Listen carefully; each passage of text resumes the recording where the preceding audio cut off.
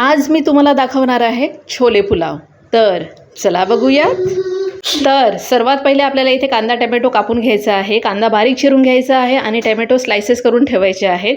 मग त्यानंतर इथे एक वाटण करूया छोटं. तर मिरची, अद्रक आणि लसूण घेऊन हे सगळं वाटून घेऊया. नंतर हे खडे मसाले, त्यामध्ये सर्व मसाले येतात आणि मग हे वाटण टाकून छान परतवून घेऊया. मग नंतर कांदा टाकून चांगला तो ब्राउनिश करूया. मग इथे कांदा ब्राऊन होतोय तोपर्यंत आपण रायता करूया. ते इथे बुंदीचा रायता बनवते मी. तर सर्वात पहिले मीठ वगैरे टाकून बुंदी टाकून घेतली आणि जर तुम्हाला असं घट्ट वाटत असेल ना दही, तर तुम्ही थोडं दूध टाका. मग इथे सर्व मसाले टाकून आपण छान टोमॅटो वगैरे टाकूया आणि चांगलं परतवून घेऊया.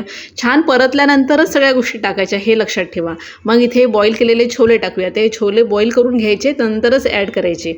आणि इथे आपलं भिजवलेला तांदूळ, तुम्ही ह्यामध्ये बासमती राईस पण यूज करू शकता, पण इथे मी नॉर्मल आपला राईस असतो कोलम, तो यूज केलेला आहे. आणि तुम्हाला हवं तेवढं पाणी टाका. वर मस्त असं साजूक तूप टाकून शिजायला ठेवा.